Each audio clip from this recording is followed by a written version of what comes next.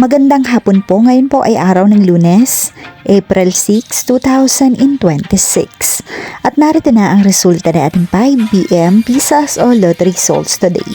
At para po sa draw natin ngayon ay ang 3D Lotto at ang 2D Lotto.